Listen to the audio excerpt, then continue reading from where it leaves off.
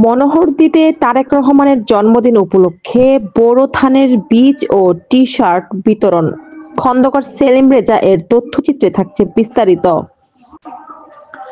নরসিংদীর মনোহরদীতে বিএনপির ভারপ্রাপ্ত চেয়ারম্যান তারেক রহমানের ৬১তম জন্মদিন উপলক্ষে এগ্রিকালচারিস্ট অ্যাসোসিয়েশন অব বাংলাদেশের উদ্যোগে বোরো ধানের বীজ ও টি-শার্ট উপহার বিতরণ করা হয়েছে।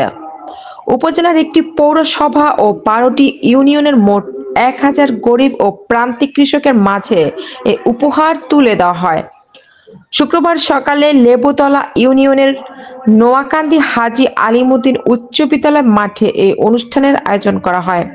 অনুষ্ঠানে সভাপতিত্ব করেন নোয়াকান্দি হাজী আলিমুদ্দিন উচ্চ বিদ্যালয়ের প্রধান শিক্ষক মোহাম্মদ হেলাল উদ্দিন।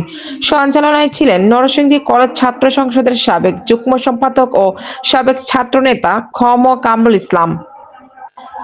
কর্মসূচিতে প্রধান বক্তা হিসেবে বক্তব্য রাখেন এগ্রিকালচারিস্ট অ্যাসোসিয়েশন অব বাংলাদেশের সদস্য সচিব ও জাতীয়তাবাদী কৃষক দলের কেন্দ্রীয় কমিটির যুগ্ম সম্পাদক কৃষিবিদ শাহাদাত হোসেন বিপ্লব। এ সময় বিশেষ অতিথি হিসেবে উপস্থিত ছিলেন এগ্রিকালচারিস্ট অ্যাসোসিয়েশন অব বাংলাদেশের যুগ্ম আহ্বায়ক শাহাদাত হোসেন চঞ্চল, দপ্তরের দায়িত্বপ্রাপ্ত সদস্য প্রফেসর ডাক্তার জামশেদ আলম রিপন প্রমুখ।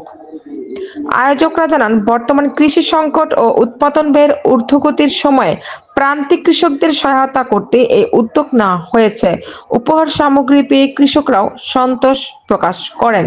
সদস্য হন, জেলা সদস্য হন, বিএনপির সিনিয়র যুগ্ম মহাসচিব হয়ে আজকে বিএনপির ভারপ্রাপ্ত চেয়ারম্যান। যারা বলেন তারেক রহমান রাজনীতিতে অপরিপক্ষ, রাজনীতিতে উনি নবীন, এই কথাটি মোটেই সঙ্গত নয়, অযৌক্তিক এবং এই কথাটি সম্পূর্ণ ভুল। আপনারা দেখেছেন তারেক রহমান জীবনের প্রথম সময়ে